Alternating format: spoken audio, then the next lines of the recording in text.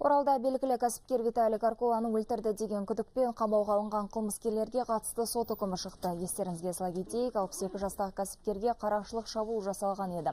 Кәсіпкердің зайыбы Валентина Каркула ауыр дәрежеде дене жарақатын алды. Ал шолақ мылтықтан атылған оқтан кәсіпкер қаза тапты. Жалпы құны 3 миллион 380 мың теңге болатын әшекей бұйымдар мен 1 миллион теңгені олжалаған қылмыскерлер бірер аптадан кейін қолға түсті.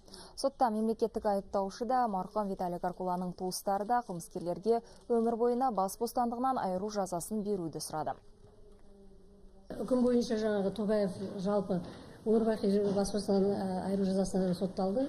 Жалпы 3 бап бойынша айыпты деп танылып, Иманқұлов пен Біржановқа қатысты нақты 22 жыл бас бостандығынан айыру жазасы тағайындалды. Барлығында мүлкі тәркіленіп, Иманқұлов пен Біржанов қатаң режимде түзеу колониясында өтейді. Тоғаев ерекше режимде өткен, оның әрекеттерінде аса қауіпті рецидив қылмыстың қайталануы танылып отыр. Я как представитель государственного обвинения. Сотталушылар өздері жасаған қылмыстық әрекетке тыңғылықты дайындалған, алдын ала уағдаласып, шолақ мылтықпен қаруланған және танып қалмас үшін бетперде киген. Тергеу барысында Каркулаға қарата оқ атқан Тоғаев пен Иманқұлов екендігі анықталды. Бұл кезде олардың үшінші сыбайласы сыртта тұрған. Сотта тараптардың құқығы бұзылған жоқ. Барлық айғақ заттар мұқият тексерілді.